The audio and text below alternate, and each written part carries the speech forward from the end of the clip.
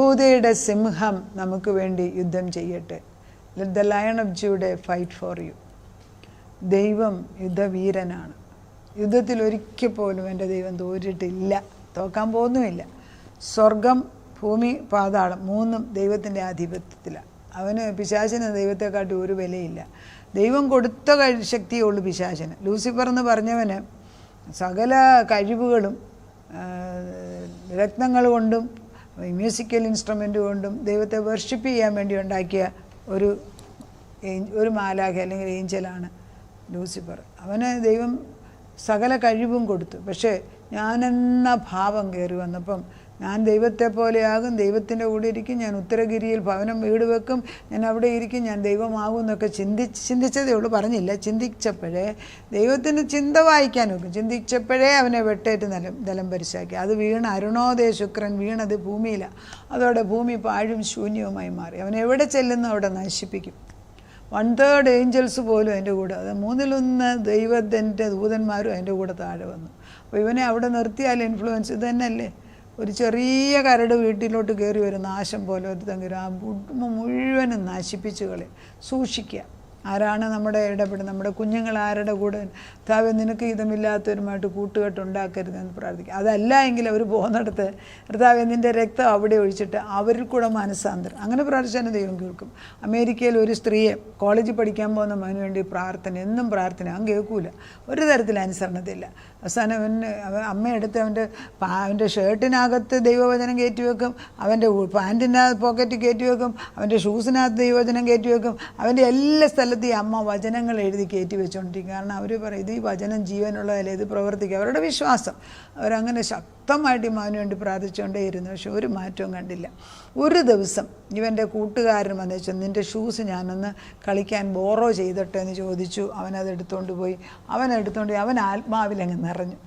പരിശുദ്ധാത്മാവ് അവൻ്റെ മേൽ വന്ന് അതോടുകൂടി അവൻ രക്ഷിക്കപ്പെട്ട ഒരു മകനായി മാറി. അവൻ്റെ ഇൻഫ്ലുവൻസ് കൊണ്ട് ഇവരുടെ മകനും ദൈവത്തിലായി.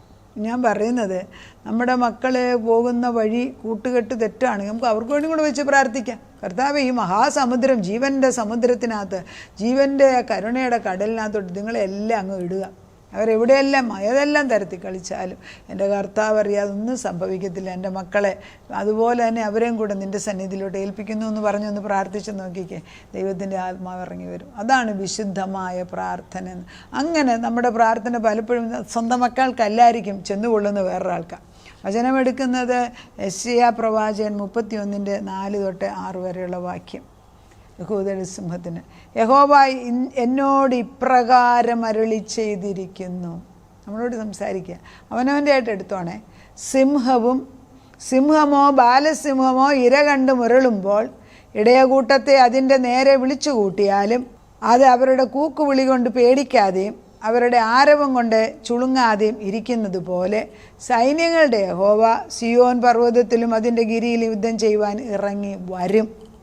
പക്ഷി ചുറ്റിപ്പറന്ന് കാക്കുന്നത് പോലെ സൈന്യങ്ങളുടെ യഹോവ യെരൂശലേമിനെ കാത്തുകൊള്ളും. അവൻ അതിനെ കാത്തുരക്ഷിക്കും, നശിപ്പിക്കാതെ അതിനെ പരിപാലിക്കും. അതാണ് എന്തൊരു ശക്തമേറിയ വചനമാണെന്നറിയാമോ. ഇത് നമ്മുടെ മക്കളെ കൊണ്ടുവന്ന് നിർത്താൻ പോവുകയാണ്. അതായത് നമ്മുടെ കുഞ്ഞുങ്ങൾക്കെതിരായിട്ട് ശത്രു അവൻ പലതരത്തിലുള്ള ആയുധങ്ങൾ അല്ലെങ്കിൽ കുടുക്കുകൾ അല്ലെങ്കിൽ അവൻ ഉപദ്രവിക്കാവുന്ന എല്ലാ തന്ത്രങ്ങളും കൊണ്ടുവരുമ്പം നമ്മൾ ദൈവസന്നിധിയിൽ കരയുകയാണ്. അപ്പോൾ ദൈവം ഇങ്ങോട്ട് പറയുകയാണ്, സിംഹം, യഹൂദയുടെ സിംഹമാണ് നമുക്ക് എല്ലാവർക്കും. സിംഹമോ ബാലസിംഹമോ, സിംഹവും ബാലസിംഹത്തിന് അതിബലമാണ്. സിംഹമോ ബാലസിംഹമോ ഇര കണ്ട് മുരളുമ്പം അവന് കഴിക്കേണ്ടതായിട്ടുള്ള മൃഗങ്ങൾ മുമ്പിൽ നിൽക്കുകയാണ്. ആട്ടിൻകൂട്ടമായിരിക്കാം, ചെന്നായായിരിക്കാം, അല്ലെങ്കിൽ കുറുക്കനായിരിക്കാം, അല്ലെങ്കിൽ മാനായിരിക്കാം, എന്തെങ്കിലും ആയിക്കോട്ടെ. ഇതിനെ കാണുമ്പോൾ ഇതിനകത്ത് ഒരെണ്ണത്തിന് ഇതിങ്ങനെ ശ്രദ്ധ വെച്ച് നോക്കും ഏതിനെയാണ് പിടിക്കേണ്ടിയെന്ന്. പലപ്പോഴും സിംഹിയാണ് പിടിച്ചുകൊണ്ട് വരുന്നത്, മറ്റേ സിംഹം അലറത്തേ ഉള്ളൂ. സിംഹം ഗർജിക്കുമ്പോൾ ഇതുങ്ങളെല്ലാം പേടിച്ച് ഓടുമ്പോൾ ഒരെണ്ണത്തിന് വീക്കിനെ കാണും, ഒരെണ്ണം ബലഹീനം എന്നുള്ളത്, അതിനെ തന്നെ പിടിച്ചുകൊണ്ട് വരും. അപ്പം അങ്ങനെ ബഹളം ഈ ഇര കണ്ടിട്ട് മുരളുകയാണ്. ഇപ്പം ഞാൻ പിടിക്കുമെന്ന് പറഞ്ഞ് നിൽക്കുമ്പോഴേ ഈ ഇടയ കൂട്ടത്തെ അതിൻ്റെ നേരെ വിളിച്ചു കൂട്ടും. അതായത് ഈ മൃഗങ്ങളെല്ലാം അതായത് ഇപ്പം മാനായിരിക്കും അല്ലെങ്കിൽ ചെന്നായിരിക്കും, അതെല്ലാം കൂടെ ഒന്നിച്ച് വിളിച്ച് കൂട്ടി വെച്ച് നിന്നിട്ട് അവർ കൂക്ക് വിളിക്കുക, ഓ ഞങ്ങൾക്ക് പേടിയില്ലെന്ന് പറയുന്നത്. സിംഹത്തിന് ഇതുവല്ലം പേടിയുണ്ടോ? സിംഹം ഉന്നം വെച്ചാൽ ബലമുള്ള സിംഹമാണെങ്കിൽ പിടിക്കുക തന്നെ ചെയ്യും.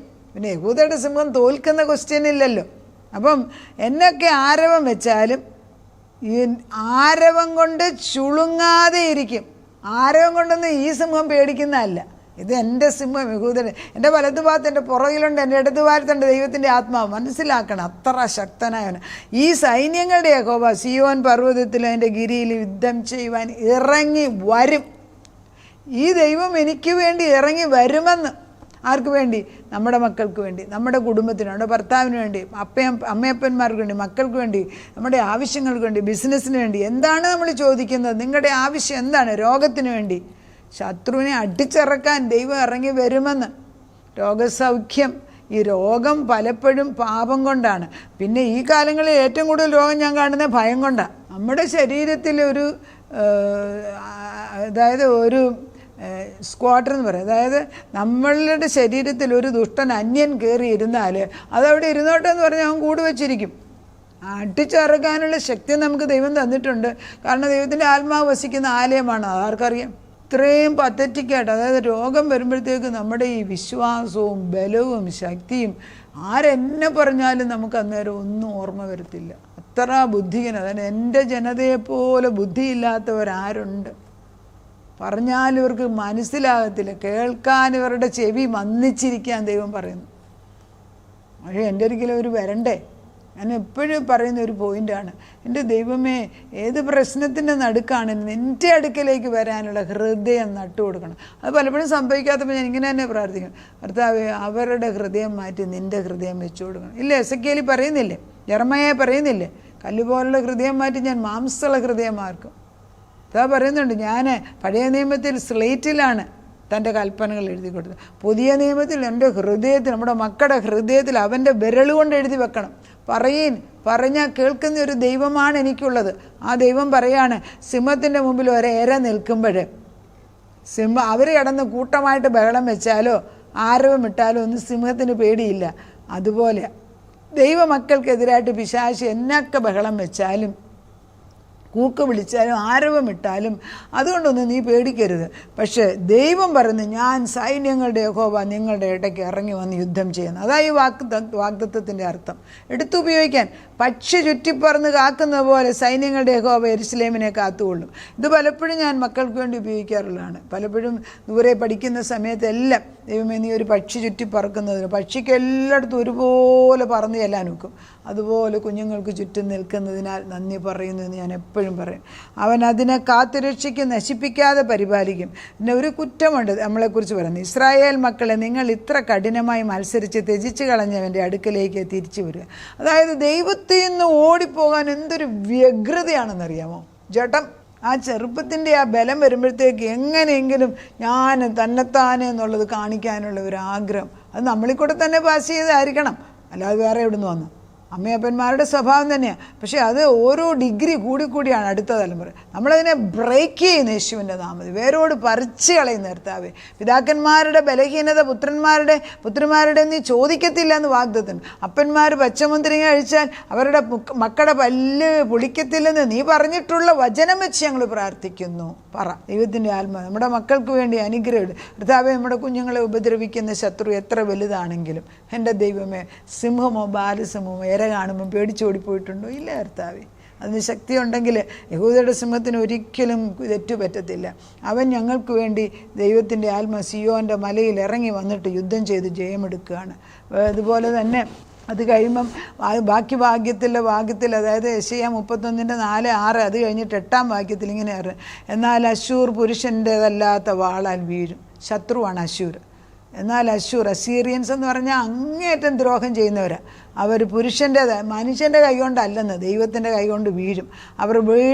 അവർ വാളിന് ഒഴിഞ്ഞു പോയാൽ തന്നെ അവരുടെ യൗവനക്കാർ ഊഴിയവേല, ഒരാൾ വാളിന് രക്ഷപ്പെട്ടാൽ തന്നെ അവൻ പിന്നെ എന്നേക്കുമായിട്ട് സ്ലേവായിട്ട് ജീവിക്കണം. ഭയം മൂലം അവരുടെ പാറ പോയി പോകും. അവർക്ക് ഭയം കൊണ്ട് എന്ത് ചെയ്യണമെന്ന് അറിയാൻ വയ്യാത്ത ഗതികേടാകും. അവരുടെ പ്രഭുക്കന്മാർ കൊടി കണ്ട് നടുങ്ങിപ്പോകും. ദൈവമക്കളുടെ ജയത്തിൻ്റെ കൊടി കണ്ടിട്ട് ഈ ദുഷ്ടന്മാർ പേടിച്ചു പോകുമെന്ന്. സിയോനിൽ തീയും ഇസ്രായേലിൽ ചൂളയുമുള്ള യാക്കോബയുടെ അരുളപ്പാട്. ആരാ പറയുന്നത്? സിയോനിൽ തീയും ഇസ്രായേലിൽ ചൂളയും, തീയും തീച്ചൂളയുടെ ഉടമസ്ഥനാണ് പറയുന്നത്. ആർക്കാ വേണ്ടിയത്? നമ്മുടെ ശത്രു, ആ ദുഷ്ടപിശാച്, യഹൂദ സിംഹത്തിൻ്റെ മുമ്പിൽ വെറും ഒരു പന്ന ഇരയാണ്. അവനെ നമ്മൾ വലുതായിട്ട് തലക്കയറ്റി വെക്കേണ്ട ആവശ്യമില്ല. അഴിഞ്ഞ് പോകട്ടെ നാശം. ഒറ്റ അടിക്ക് അവനെ കൊല്ലുന്നു കർത്താവ്, നാശിപ്പിച്ചു പോകണം. നമ്മുടെ തലമുറകളുടെ മേലെ അവൻ്റെ കൈ തൊടുകയില്ല. അവൻ്റെ കൈ വെട്ടിമാറ്റി തല വെട്ടിമാറ്റുന്ന ദൈവം ഇറങ്ങി. ഇത് യുദ്ധക്കളമാണ്. യുദ്ധക്കളത്തിൽ നിന്ന് പ്രാർത്ഥിക്കുകയല്ല, പറയണം. പ്രാർത്ഥന തന്നെയല്ല. ചിലപ്പം order and edict from the living God. I order and edict. It's an order pronounced by the living God. Let the enemy be destroyed completely. Let the children get the wisdom of the living God and come back to the senses, come to Christ. Amen. അങ്ങനെ തന്നെ സംഭവിക്കട്ടെ. ഒരൊറ്റൊരുത്തിന് മാറിപ്പോനൊക്കത്തില്ല. നമ്മൾ വിളംബരം അയക്കുക. രാജാവിൻ്റെ വിളംബരം അയച്ചു കഴിഞ്ഞാൽ അത് പ്രവർത്തിപ്പിക്കേണ്ട ജോലി ദൈവത്തിൻ്റെയാണ്, ഇല്ലേ? അഹസ്വേരോസ് രാജാവിൻ്റെ കാലത്ത് ആദ്യ ഭാര്യ വസ്തിയെ മാറ്റിക്കഴിഞ്ഞപ്പം വേറെ കന്യകന്മാരെല്ലാം തിരഞ്ഞെടുക്കുക. അങ്ങനെ ഒരു എസ്തേർ എന്ന് പറഞ്ഞൊരു പെൺകുട്ടി ഉണ്ടായിരുന്നു. അവൾക്ക് അമ്മയും അപ്പനും ഇല്ല. മൊർദെഖായി എന്ന് പറഞ്ഞൊരു യഹൂദന് മറ്റവരുടെ മുമ്പിൽ മടക്കുകയില്ല. പക്ഷേ രാജകൽപ്പനയാണ്. മൊർദെഖായി കൊണ്ട് എസ്തേറിനെ കൊണ്ട് രാജാവിൻ്റെ കൊട്ടാരത്തിൽ കൊണ്ട് ഏൽപ്പിച്ചു. ആരാണേലും ചെയ്തേക്കത്തുള്ളൂ. അതുപോലെ ദൈവത്തിൻ്റെ ഓർഡർ നമുക്ക് അനുകൂലമായിട്ട് വന്നാൽ ശത്രു ഒരിക്കലും മുമ്പിൽ നിൽക്കത്തില്ല. നമുക്ക് പ്രാർത്ഥിക്കാം. നാഥ, യഹൂദയുടെ സിംഹം എഴുന്നള്ളുന്നു. എന്തിനാ? സിയോൻ്റെ മക്കൾക്ക് വേണ്ടി യുദ്ധം ചെയ്യാൻ. നിൻ്റെ ആത്മാവ് പറയുന്നത്, കർത്താവ്, സിംഹമോ ബാലസിംഹമോ അതിൻ്റെ ഇരയെ കണ്ടിട്ട് അതിങ്ങനെ നോക്കി നിൽക്കുകയാണ് ഇപ്പം പിടിക്കാൻ.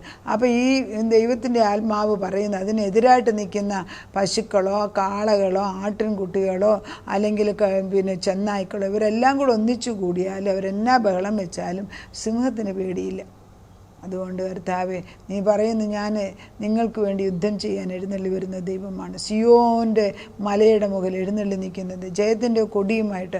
ആരാണ്? തീയുടെയും തീച്ചൂളയുടെയും ഉടമസ്ഥനായ ദൈവം. തീയിറക്കി ദഹിപ്പിക്കുന്ന ദൈവം ഞങ്ങളുടെ മുമ്പിൽ നിൽക്കുമ്പം ശത്രുവിനെ കണ്ട് പേടിച്ചോടാകാതെ ദൈവത്തിൻ്റെ ആത്മാവിൽ ജയം പ്രാപിപ്പാൻ നിന്നോട് ചേർന്ന് നിന്ന് ജയത്തിൻ്റെ കൊടി ഉയർത്തുന്ന അപ്പിച്ച. കൊടി ഉയരട്ടെ ഉയരട്ടെ ഉയരട്ടെ ഉയരട്ടെ പൊങ്ങട്ടെ അപ്പിച്ച. ജീവൻ്റെ ആത്മാവ് നീ പകർന്നിരുന്നു. കൊടി ഉയർത്തുന്നത് ഉയർത്തിപ്പിക്കുന്നത് നീ തന്നെ. യുദ്ധം ചെയ്യുന്നത് യുദ്ധം നടത്തുന്നത് നീ തന്നെ. യുദ്ധം യഹോവയ്ക്കുള്ളത്. നാളെ അങ്ങോട്ട് കടന്നു ചെല്ലുക. യുദ്ധത്തിൽ നീ ജയിച്ചിരിക്കുന്നു. ധൈര്യമായിട്ട് പോയി നീ വീണ്ടെടുത്തുകൊള്ളുന്നത് കൊള്ള എടുത്തുകൊള്ളുക. നീ പറയുന്നതിനാൽ സ്തോത്രം. ഞങ്ങളുടെ തലമുറകൾ കൊള്ള എടുക്കാൻ തക്കവണ്ണം ബലമുള്ളവരായി മാറട്ടെ. യുദ്ധം യഹോവയ്ക്ക് വിട്ടുകൊടുത്തിട്ട് വിനയപ്പെട്ട് ദൈവത്തിൽ നിന്ന് പ്രാപിച്ചെടുക്കാൻ വരെ അനുഗ്രഹിക്കണമേ. പ്രാർത്ഥന കേട്ട് ഉത്തരം തന്ന ദൈവത്തിന് നന്ദി. യേശുക്രിസ്തുവിൻ്റെ പുണ്യനാമത്തിൽ തന്നെ. ആമേൻ.